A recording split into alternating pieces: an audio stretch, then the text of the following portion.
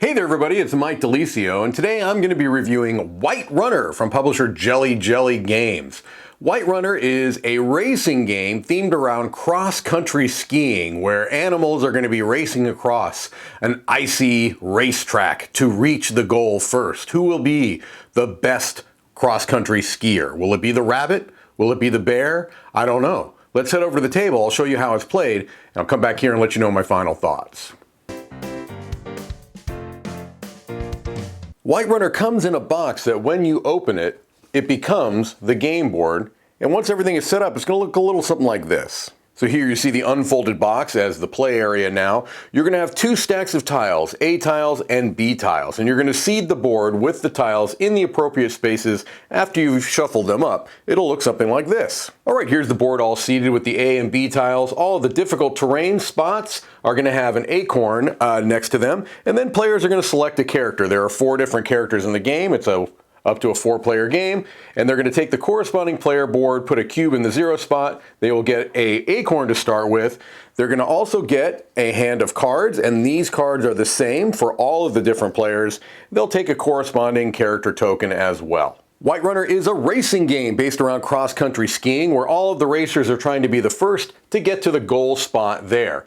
To do so, they're going to be playing in rounds that have 2 phases. The first phase is called skating style, and the second phase is called skiing phase. And so in the first phase, skating style, what every player is going to do in turn order, or closest to the goal, I should say, and in the beginning of the game, you just randomly put them on the numbers 1, 2, 3, and 4. So in this case, the yellow player would go first. You're going to choose one of the 4 cards in your hands. And again, every racer has the exact same cards. What you're looking for on these cards are a couple of different things. You have a stamina cost in the upper left-hand corner. You've got a speed modifier in the upper right-hand corner. And then you've got the number of dice that you will roll as your base and the number of spots you can move. So this is saying, let's say that this yellow player chose this card. The first thing they would do is they would adjust their speed by 1, and they know that on their turn, when they get to the skiing phase, they're going to be rolling a base of 3 dice, and they can move a maximum of 1 space. And so let's say all the other players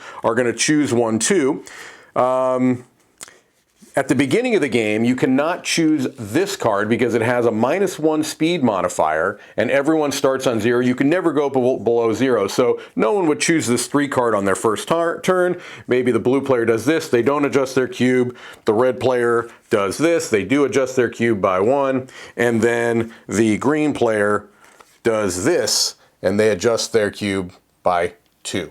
So that would be the skating style. Everyone's chosen their skating style. Then you move into the skiing phase. In the skiing phase, you're going to go in stamina order from the highest to the lowest. So in this case, the green player would go first, and because they have a stamina cost of 4.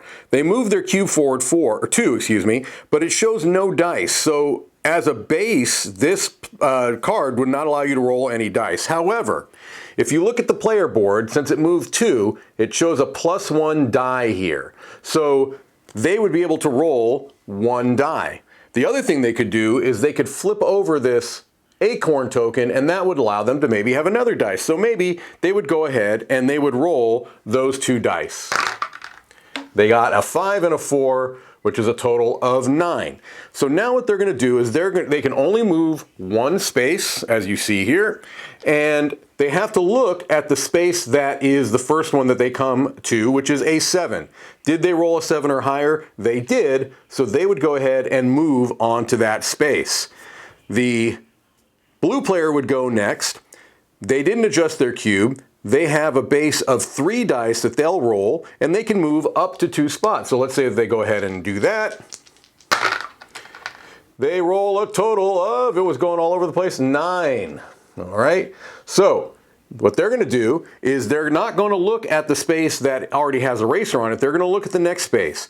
Did they roll 8 or more? They did. Now they can move a second space as long as they meet the requirements of that space. And they do. That's a 3. They have more than a 3. So the blue player would move there. Thematically, the dark blue spots are uphill and the downhill spots are the light blue, and then the kind of level spots are this teal color in the middle there, okay? And so players are going to do this in order, going from the highest stamina cost to the lowest stamina cost, and they're going to continue to play a number of rounds until they get to the goal. However, when they get to these difficult terrain spots, no matter how many spots it says that you can move, you have to stop on each of those spots. They will also, the first player to go there will get an acorn, which again can allow them to roll more dice. You'll never be able to roll more than 8 dice. If you have 3 dice and then you have even 3 more dice, and let's say you've got a couple of acorns, that's the max you can roll would be 8. Players are going to continue to do this, taking turns, going through the 2 phases of the game, choosing their skiing style, and then going into the skiing phase until one player reaches the goal. That player will be the winner of Whiterunner. Let's head back and I'll let you know what I think.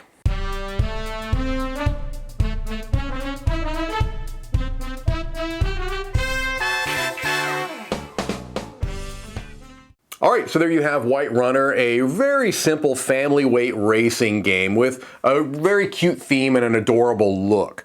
And I think I'm stating all that right up front because that's important context to know when I'm talking about my thoughts on the game. This is not a racing game that has a tremendous amount of decision making.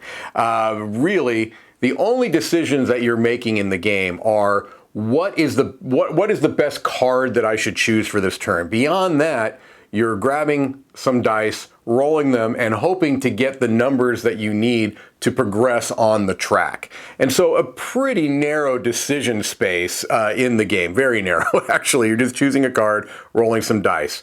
And so that's important to know. It's not a game that has a lot of even tactical decisions. It has no strategic decisions. Really, your only decision is what's the best card for me in this particular scenario? Do I want to pick a card with a higher stamina value so that I'm going first, but I may be rolling fewer dice? Or do I want to go later on in the turn order and potentially I might be able to jump over more players and therefore move further? Not a whole lot to it other than that. Maybe I flip over an acorn and I can roll an extra die. And so the game, the base game, as I showed you in the overview, is very, very simple and probably right on the edge of whether you would want to play this with anyone other than maybe children or people that don't play games very often.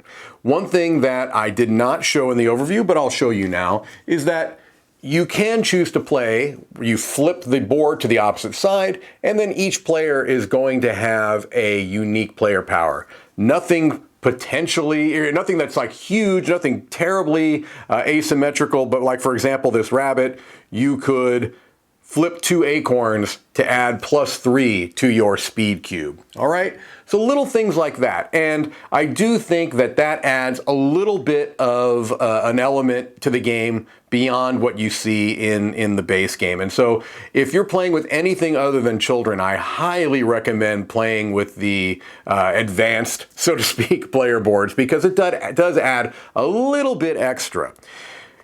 If you are a gamer that plays with other gamers and you do like light racing games, maybe you want something in between some of the more heavy games, I think your interest in Whiterunner is going to mostly depend upon the theme and the look, the production of the game, because that potentially could do a lot of heavy lifting.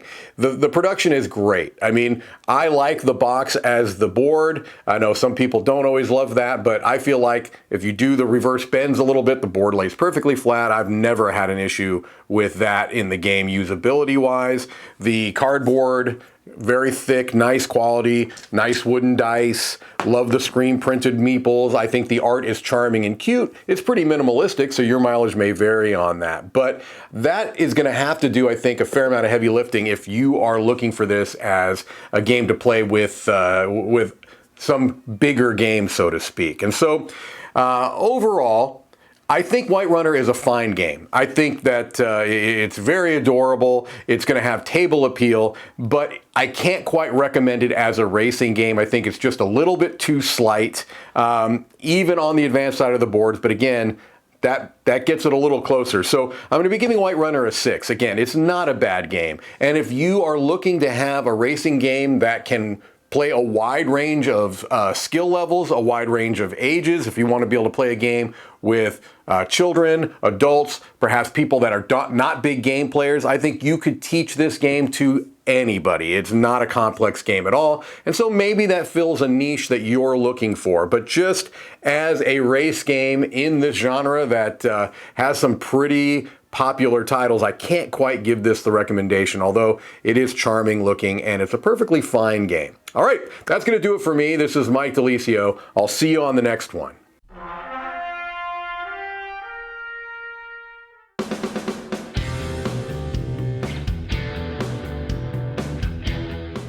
Hey everybody, thanks for watching this video. If you like this review or whatever you just watched, wasn't it amazing? Check out our channel, Dice Tower. We have all kinds of things. We review games, we do top 10s, we play games live. It's all about board games, but especially the people who play them. Check out Dice Tower YouTube channel.